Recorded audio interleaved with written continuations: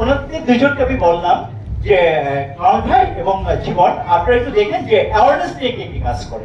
তখন আমি দেখলাম যে আসলে বাংলাদেশে একমাত্র অ্যাওয়ারনেস নিয়ে কাজ করছেনই হলো রাসকিন স্যার।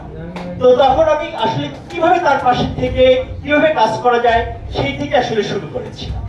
তো এখন হলো যে আমাদের স্যার আমাদেরকে ভালোবাসার একটা জায়গা, যে বাংলাদেশের এক প্রান্ত থেকে অন্য প্রান্তে সেই সুদীর্ঘ 36 বছর আমরা কি চিন্তা করতে পারি 3 যুগ যে কাজ করে যাচ্ছেন মানুষের কল্যাণে।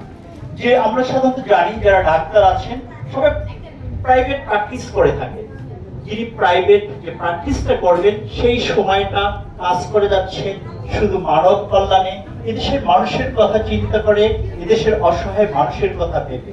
সেরকম একজন মানুষের পাশে যদি আমরা থাকতে না পারি তাহলে আমরা কোথায় থাকবো?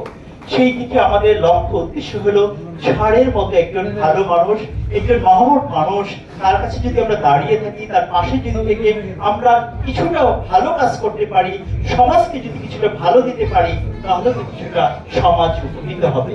আমাদের যে স্বপ্ন, আমাদের যে চিন্তা চেতনা দূরদর্শিতা, আমরা আমাদের আইডেল কি ভাবি হাবিবুল্লাহ তালুকদার রাসকিন স্যারকে। কেন আইডল ভাবি? কারণ ওনার মতো ভালো মানুষ এই সমাজে একদম পাওয়াই যায় না। কেন পাওয়া যাচ্ছে না? শুনেছেন সবার কাছ থেকে, যারা ওনার সহকর্মী ছিলেন সবার কাছ থেকে শুনেছেন ঢাকা শহরের সব ডাক্তারদের কিন্তু ফ্ল্যাট, একটা না দুটা না তিনটা না চারটা না 10টা, একটা দুটা বাড়ি না। কিন্তু আমার স্যারের উনি কি করেছেন? ওনার জীবনের শেষ সম্বলটুকু বিক্রি করে দিয়ে উনি হসপিটাল করতে গিয়েছিলেন। আমাদের মতো আমাদের দেশে কিছু আমরা যারা অসহযোগী, আমাদের মতো কিছু বাটপার আছি আমরা, তারা সেটাও ওনার এই বাটপাড়ি করে তার সেটাও সর্বনাশ করে দিয়েছি। তাই আসুন আমরা তার পাশে থাকি, সবাই মিলে চেষ্টা করি এরকম একজন ভালো মানুষকে উজ্জীবিত করতে।